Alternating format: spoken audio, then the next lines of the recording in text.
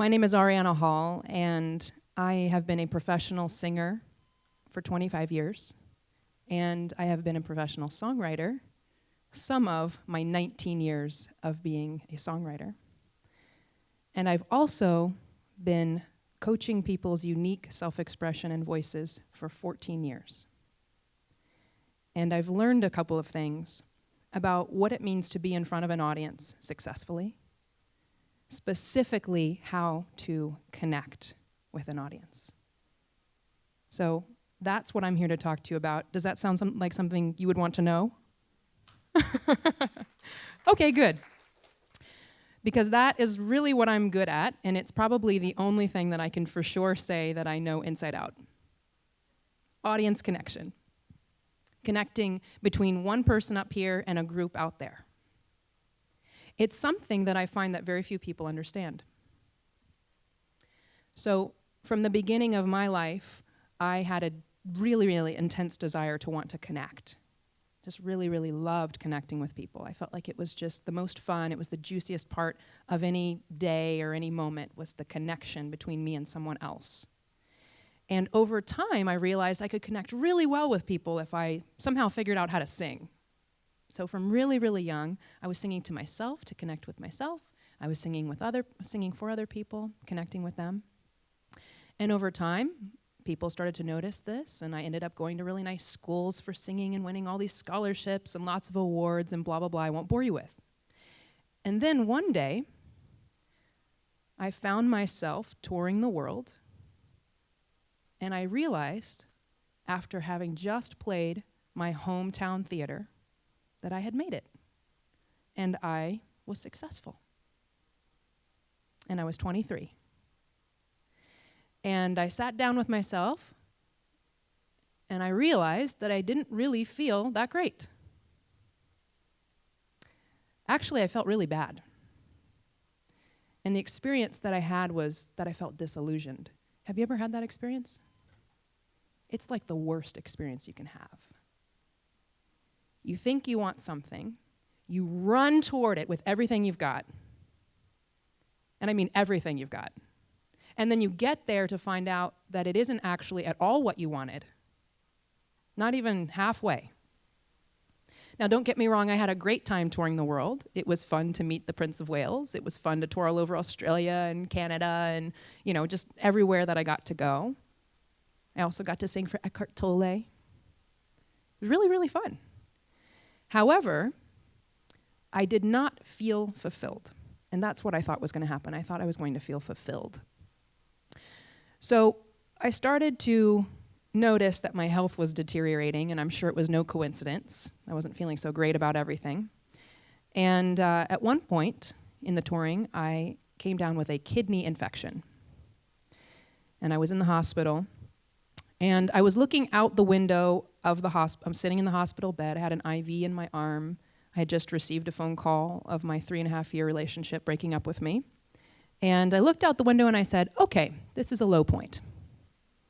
Let's think about this. How did I get here? How did I get here? And I realized that I got there because I was so intensely focused on getting people's respect and love that I had completely abandoned myself. And luckily, I got to that realization before I did some serious damage to myself. So at that point, I said, well, I'm not going to do that anymore. It's too painful. Instead, I want to figure out what I'm here for. And I reached as deeply inside of myself as I could possibly reach. And the answer that I came out with surprised me. It was to strengthen the voices of others. Now, at that time, that made no sense to me. That was 10 years ago. I thought, okay, I guess I'm supposed to teach people how to sing. Sure. So I started showing my friends how to sing. And a couple of people wanted to learn how to speak. And at some point, I realized I was doing 10 hours a week of this for free. And I thought, maybe I should make this into a business. So I started making it into a business, very casual, teaching people these things. And at one point, someone came to me who was a speaker and said, I keep losing my voice after speaking for just a couple of hours. I really need your help. Can you help me? I said, I think so. And in 4 months, I showed him how to never lose his voice again. And he was so blown away, he had me start to speak at his events. And in a very short time, a whole bunch of people who are pretty much the most amazing and spectacular people I could imagine started finding me and asking me to work with them. And these people are artists, creative people, entrepreneurs, activists, people causing social change, people standing for things that matter. And they were asking me for public speaking help because I'm not Toastmasters. I'm not a template. I'm a living, breathing person that's done the heroine journey, not heroin the drug, but been on the heroine's journey, the hero's journey, and has come through the other side somehow in one piece. So my story is only to let you know that I basically have the credential of understanding how to connect with an audience and the desire to show that skill to the people who are making the biggest difference on the planet right now. So the mission statement of my business, which is called Self-Expressed Voice, is to empower the people that are empowering the human experience, the human awareness, human consciousness. So that would be you. Thank you for being you, first of all. And second of all, I just want to check in and ask how willing you are to go deep with me today. We have a really short time, but I've prepared something truly profound for you today. So if you are willing to face yourself just a little bit and discover what might be keeping you from connecting deeply with people and being really successful, raise your hand if you're willing to discover that today. Wow, awesome. Looks like everybody in the room. So if you would, please pull out your phone or your laptop because you're going to want to just jot a couple of things down. And if you don't have one, I know that there's paper and pen in the corner there, but I know because we're a green event trying to avoid that. Just please don't do it in your head. That's my recommendation. You'll want to see this written out afterwards. So our goal here is that you are inspiring, not just competent, not just able to deal with stage fright, but inspiring every single time that you present in front of an audience of any type. That means through any medium. That means through video. That means on stage like I am right here. That means if you are throwing your own event. That means in a boardroom. You know, in any situation where you're dealing with talking to more than one person, this applies. So the first thing is you're going to just answer a question. I'm going to give you about 30 seconds to think about it. It's going to go by fast, so just dive right in. The first question is, what stands between you and your audience? What stands between you and your audience? The first thought you'll have is, I have no idea. The second thought will be the one you want to write down. What stands between you and your audience? There's something between you and them, and it prevents you from connecting. You know what it feels like to connect. We're going to talk about that more in a minute. What prevents you from connecting? What stands between you and your audience?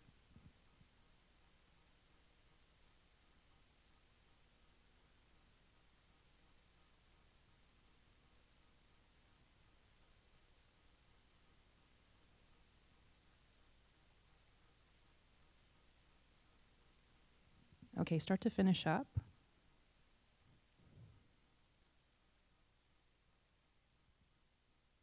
And if you didn't get the answer that you're hoping you'd come up with, if it's not in some way magical and spectacular for you, it's really okay. This might be the hardest question to answer as someone who's doing any kind of speaking. You know, I ask this to people who are activists for world peace, talking to people in the UN who are clients of mine, who are doing work for activism, for education. And they're like, I have no idea.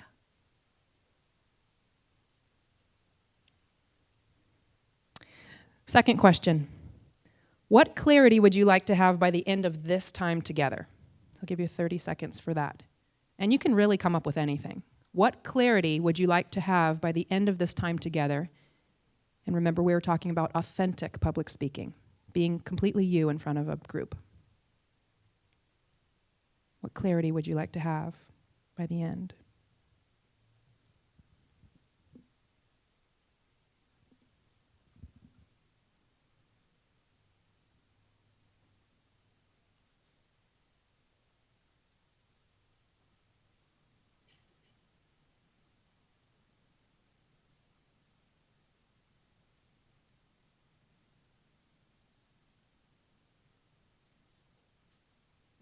So just kind of finish up where you are there.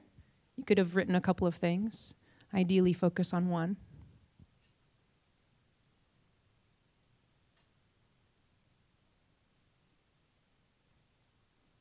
Okay, wherever you are, if you would indulge me, just set it down. Even if it's not perfect, because it's really not going to be. This is like a very deep question. I'm giving you 30 seconds to figure it out. Okay? It's just to get you thinking in that direction.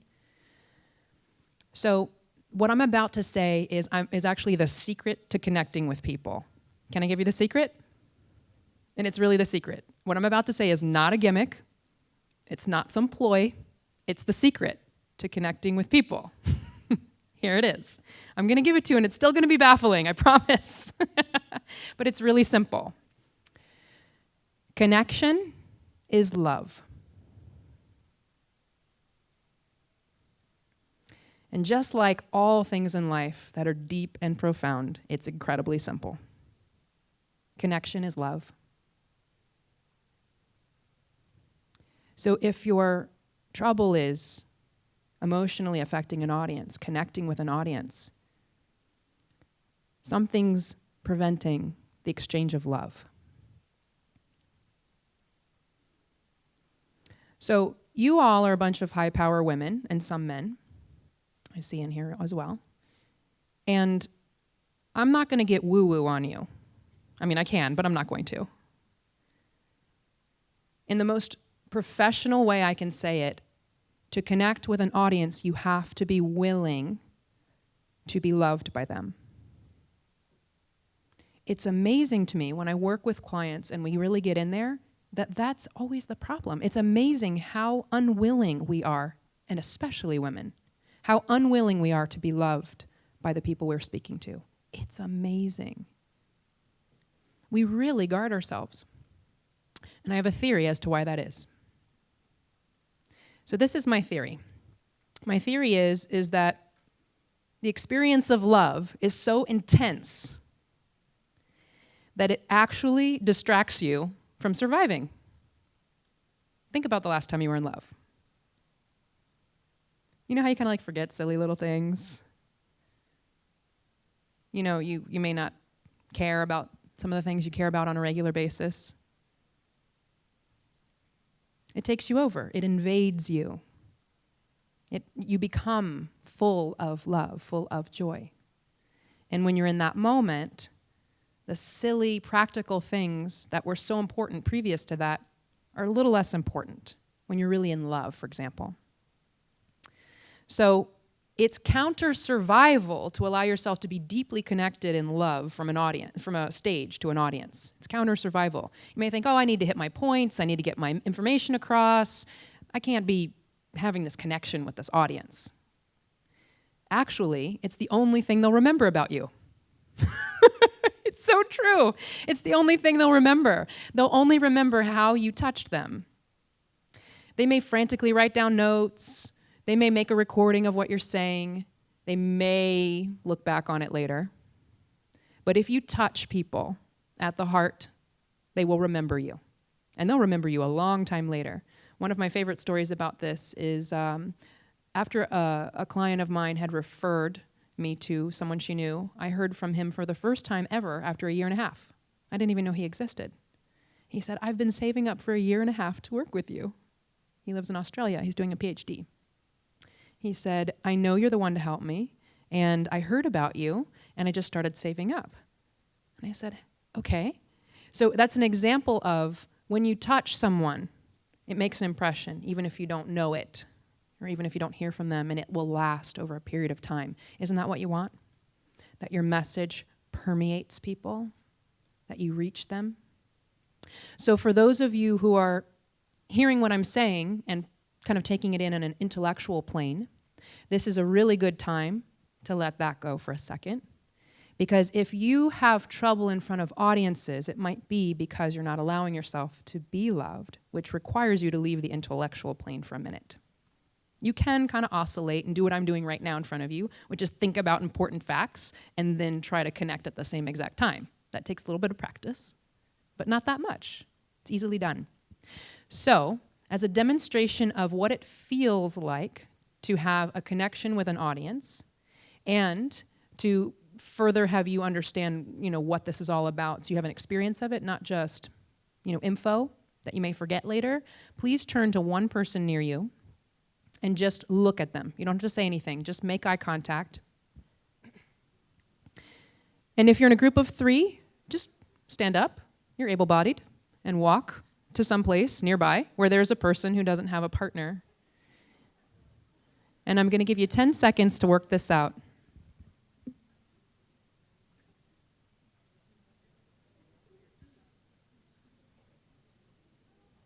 Okay. Okay, this is what I'm going to ask you to do.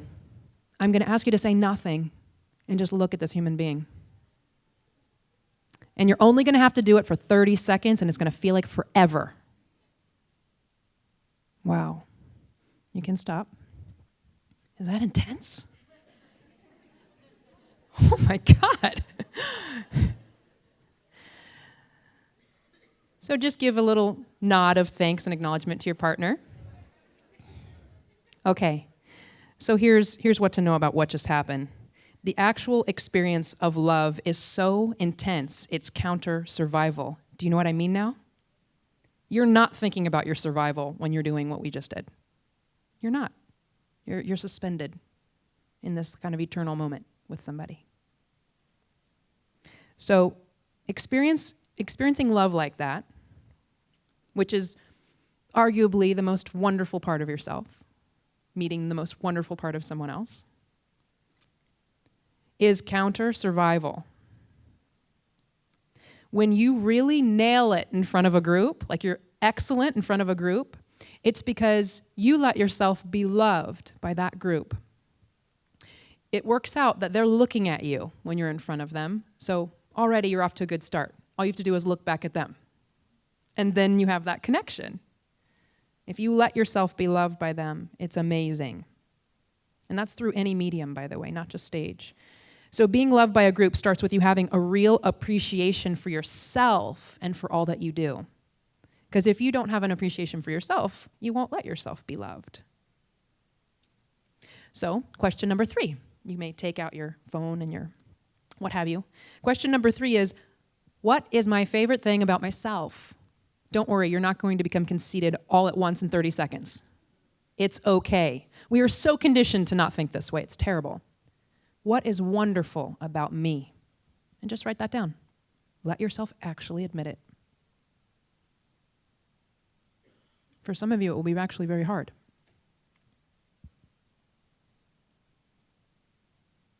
And finish that one up.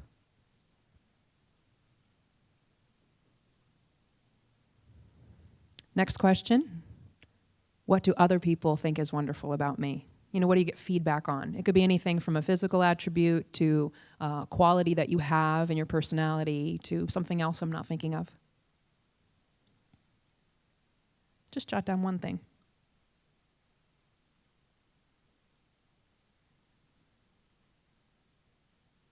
And my 5th and last question for you is, what would you do day to day, naturally, if no one ever paid you?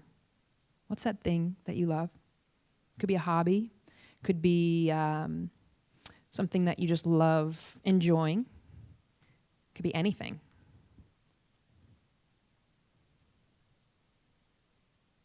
What's that thing you would do or enjoy or take in all the time, even if no one paid you?